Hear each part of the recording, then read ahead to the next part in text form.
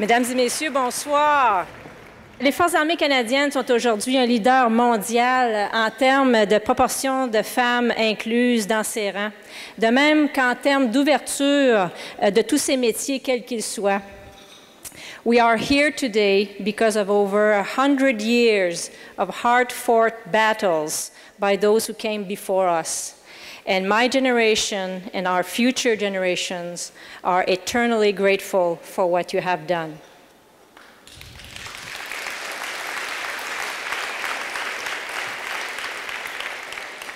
And this is exactly what tonight is all about, to take a few moments to reflect on how far we have come as a people, not only in valuing the contribution of women, but also seeking their involvement in their armed forces.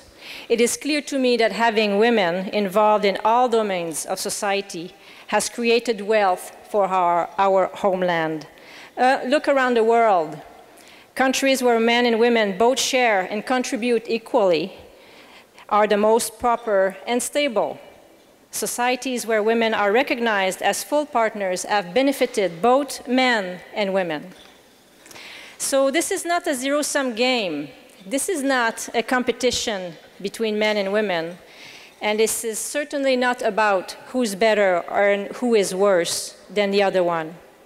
To make room for one is not about making the other disappear. On the contrary, it's about all of us getting together to make a better world for our children. And we need everybody and all the help we can get to do that. When I joined in 1986, I had no idea about what being in the military meant, or that being a woman may have been perceived as a disadvantage. Still today, I always feel very awkward when my colleagues say that since they were boys, they dreamed to be soldiers. I never had such a dream. As a child, I never considered this to be a possible career. I saw a lot of them on the movies, lots of soldiers in the movies, but none of them looked like me. And frankly, not even Wonder Woman looked like me, so believe me, that is far, far from the reality. So it never crossed my mind that this was actually for me, and that path simply did not appear to exist for little girls. J'ai rencontré plusieurs obstacles autour de ma carrière dans l'armée, mais les trois principaux sont, premièrement, la perception que les femmes ne sont pas aptes pour le combat. Deuxièmement, la perception que les femmes sont faibles. Et troisièmement, la perception que les femmes ne peuvent pas être mères et soldats en même temps. Ce que j'ai observé toutefois, c'est qu'en réalité, les hommes aussi rencontrent les mêmes obstacles, mais pour une raison que j'ignore, on décide de l'ignorer. Néanmoins, ces perceptions sont dirigées constamment vers les femmes et souvent basées sur des arguments émotionnels et très peu sophistiqués. Alors, qu'est-ce que le futur nous réserve? I think the future will see a greater equality of perceptions between men and women. Yes, we do entertain great biases towards men as well, which do not help, in my opinion, and greatly contribute to the stereotypes that are entertained towards women. Le futur continuera de nous démontrer que quand c'est le temps de faire la vraie job ou encore au combat, la force peut prendre plusieurs formes. I can certainly attest to the fact that the person who ends up saving the day on the battlefield is not necessarily the soldier who runs the fastest around the track or bench the heaviest weight in the weight room.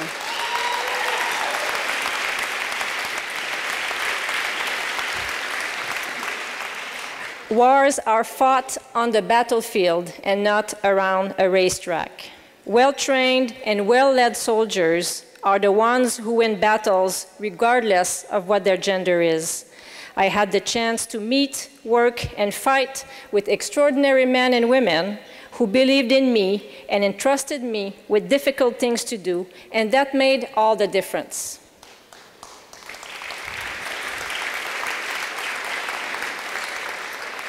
So, to those who ask me, what could women possibly contribute to the future of their armed forces? since men have done very well on their own since the beginning of times? Well, I turn this question back at them. What do you bring to the fight as your member of your forces? And what difference are you making as an individual? You will find that the responses are quite similar regardless of your gender, race, sexual orientation, or religious background. So, to those who would like to keep me away from danger by telling me that I need protection, what I say is I don't need a protector. What I need is a partner.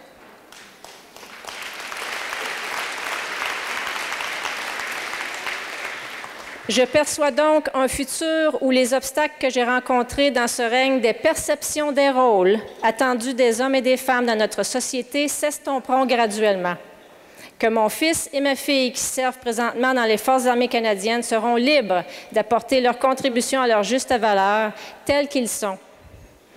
And to conclude, I am extremely grateful and constantly inspired by the professionalism and commitment of the men and women I have the privilege to lead, and that's the reason I am in this business. I would like to finish with this quote from Winston Churchill, who I think is very relevant to the fight for our future servicewomen, our future generation of servicewomen. And I dedicate this quote to them. We shall go on to the end. We shall fight with growing confidence and growing strength. We shall fight from the skies and from the oceans. We shall fight on the beaches. We shall fight on the landing grounds. We shall fight in the fields and in the streets. We shall fight in the hills. We shall never surrender. Thank you very much.